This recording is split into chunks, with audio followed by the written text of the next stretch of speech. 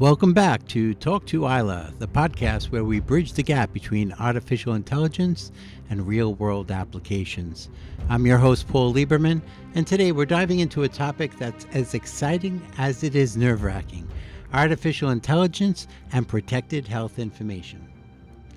Yes, folks, we're talking about AI in healthcare and the big, scary, yet absolute necessary world of HIPAA compliance. But if AI is the future of medicine, then HIPAA is the grumpy old security guard standing at the door demanding 2 forms of ID and a background check before letting AI in. Now I know what you're thinking. HIPAA regulations sound like the legal equivalent of reading War and Peace in one sitting.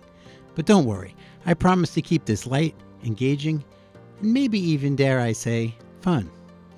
After all, as Winston Churchill once said, to each there comes in their lifetime a special moment when they are figuratively tapped on the shoulder and offered the chance to do something very special.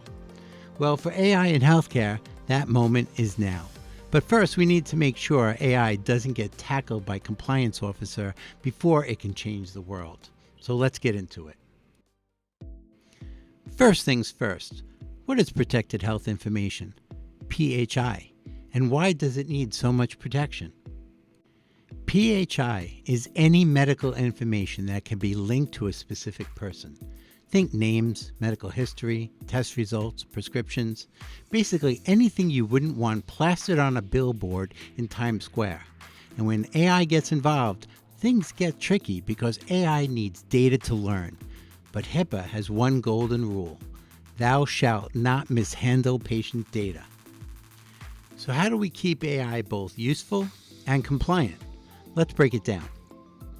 One of the easiest ways to stay HIPAA compliant is to de-identify PHI before feeding it into any AI system. In simple terms, that means stripping away any personal details. That means names, addresses, ID numbers, so the data can no longer be traced back to any specific person. Think of it like those spy movies where the agent gets a new identity, except in this case, the patient's data isn't moving to a tropical island with a fake passport.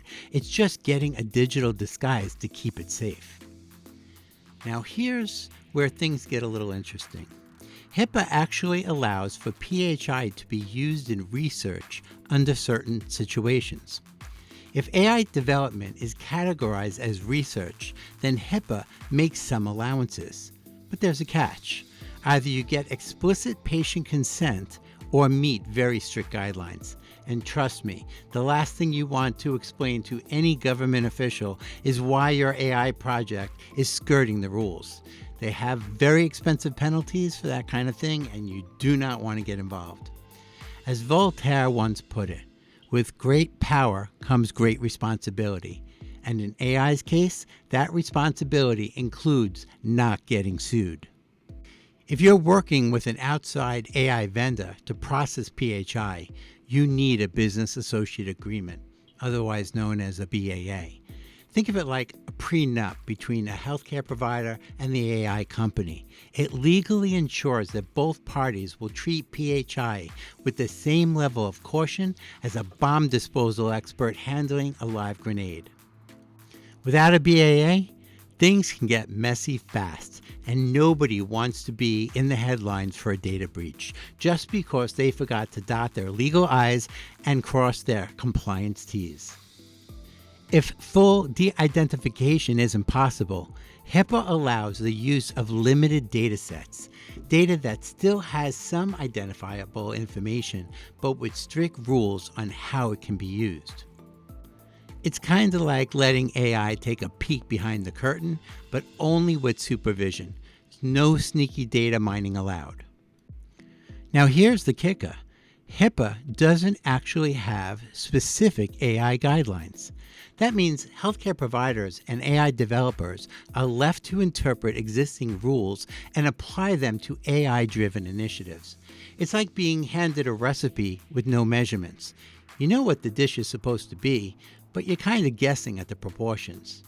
Until regulators catch up, organizations using AI in healthcare have to take a cautious and proactive approach, and that means following the golden rule of AI and PHI. Now, some of these golden rules will include the use of minimum necessary data. Don't hand AI more PHI than it needs. You must have strict access controls. Only authorized personnel should have access. Now, if Dave from accounting asks for PHI access, tell him no. You have to encrypt everything. Data at rest and in transit should be locked down like Fort Knox. And you must perform regular risk assessments. AI should be monitored like a toddler with permanent markers. Always assume it's going to be a mess. So where do we go from here? As AI continues to revolutionize healthcare, HIPAA regulations will likely evolve to keep up.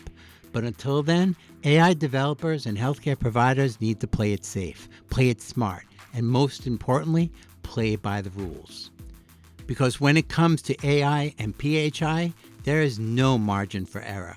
Or as Benjamin Franklin wisely put, an ounce of prevention is worth a pound of cure. That's it for today's episode of Talk to AiLA. If you found this discussion helpful, or you just enjoy hearing me try to make HIPAA compliance entertaining, be sure to subscribe and share this podcast with a friend. And remember, AI is the future, but only if we handle it responsibly. Thank you for listening, and I'll see you next time.